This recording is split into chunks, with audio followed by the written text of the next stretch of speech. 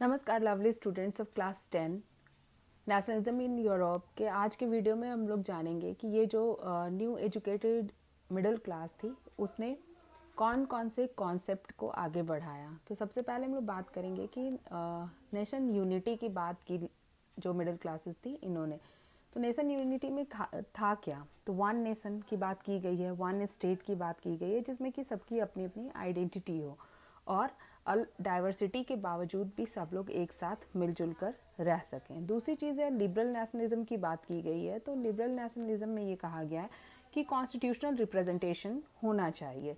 लेकिन आप देखोगे कि एजुकेटेड मिडिल क्लास जो है इनके आइडियाज़ में प्रॉब्लम भी थी। प्रॉब्लम ये थी कि जितने भी 21 वर्ष के या इससे ज़्यादा आयु के लोग थे, ठीक है, जिनकी एज जो है वो 21 या 21 अबव थी, उनको ही केवल वोट देने का राइट दिया गया, जबकि महिलाओं को इससे वंचित कर दिया गया क्योंकि महिलाओं को ना तो राइट टू वोट मिला और ना ही पिता की संपत्ति में किसी भी तरह का कोई भी अधिकार मिला। तो ये प्रॉब्लम थे।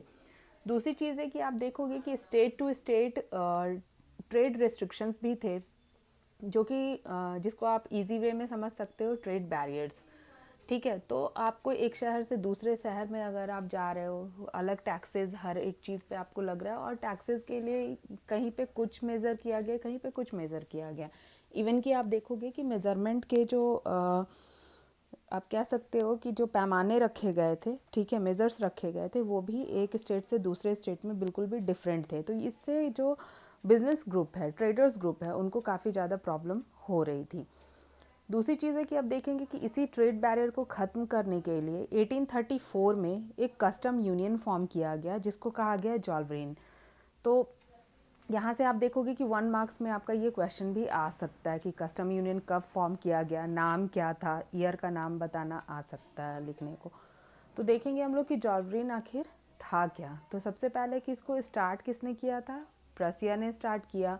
जॉल्वरीन है क्या, तो ये कस्टम यूनियन है। दूसरी चीज़ है कि इसमें सबसे पहले पर्सिया था ही और उसके बाद धीरे धीरे जो और जर्मन स्टेट्स थे उन्होंने इनको भी ज्वाइन कर लिया था।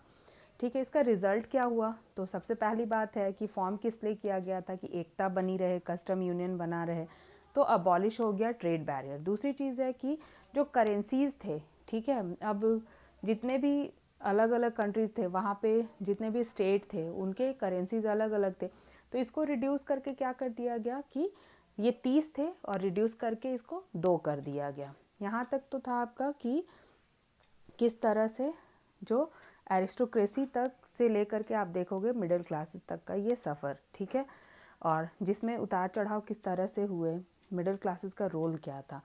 अब हम लोग देखेंगे कि जो हमने टॉपिक लिया था 1799 से लेकर 1815 तक का, तो इस ये हमारा था कि आखिर सोसाइटी कैसी थी, समाज कैसा था।